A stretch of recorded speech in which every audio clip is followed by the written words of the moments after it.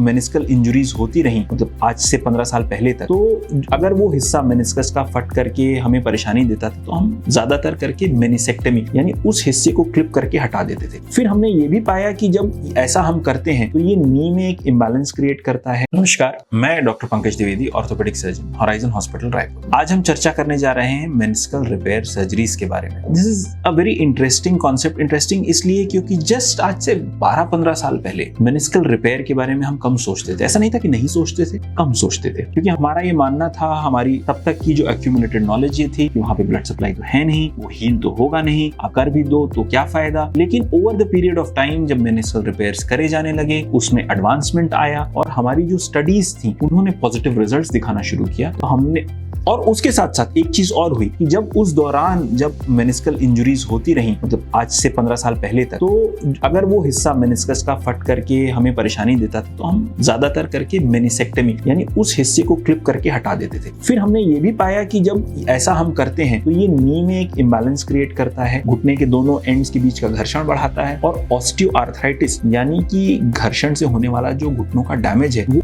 Early आ जाता है, जल्दी आ जाता है इसकी वजह से। तो फिर और भी जोर बढ़ा मेनिस्कल रिपेयर सर्जरीज की तरफ। मेनिस्कल रिपेयर सर्जरीज में अगर मैं आपको कहूं तो दो कॉर्नरस्टोन्स हैं, दो बड़े इंपॉर्टेंट कॉन्सेप्ट्स हैं जो हमने लर्न किया over this period of recent history. पहला है साइकाइड्राइजेशन, मतलब कि जो हिस्से हैं जो फटे हैं, डैमेज्ड हैं, उनको आप इतना अब्रेशन कर दें कि वो आपस में जब आप उनको जोड़ने जाएं तो साइकाइट्राइजेशन मतलब वो सिकुड़ जाए, हीलिंग सिकुड़ने वाली हीलिंग हो और वो बड़ी टफ टाइप की हीलिंग हो। एक ये कॉन्सेप्ट है। और दूसरा है सॉलिड रिपेयर, मतलब आप जो टांके उसको रिपेयर करने के लिए यूज करेंगे वो बहुत ही स्ट्रॉन्ग होंगे, मतलब ज्यादातर करके आप UHWMPE ultra high molecular weight polyethylene का यूज कर सकते हैं या पॉलीडाइऑक्सोन यानी PDS का यूज कर सकते हैं, जो अब्सॉर्ब ही नहीं होंगे या स्लोली अब्सॉर्ब होंगे और मेनिस्काई को अपनी जगह पे स्ट्रांगली पकड़ के रखेंगे। तो इन दो कॉन्सेप्ट्स के कॉर्नरस्टोन पे ही मेनिस्कल रिपेयर सर्जरीज आगे बढ़ी हैं। और पहले तो कॉन्सेप्ट था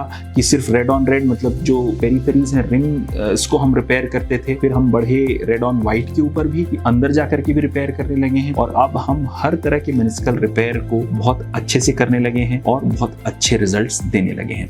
धन्यवाद। रायपुर का हेल्थ कैपिटल, होराइजन हॉस्पिटल।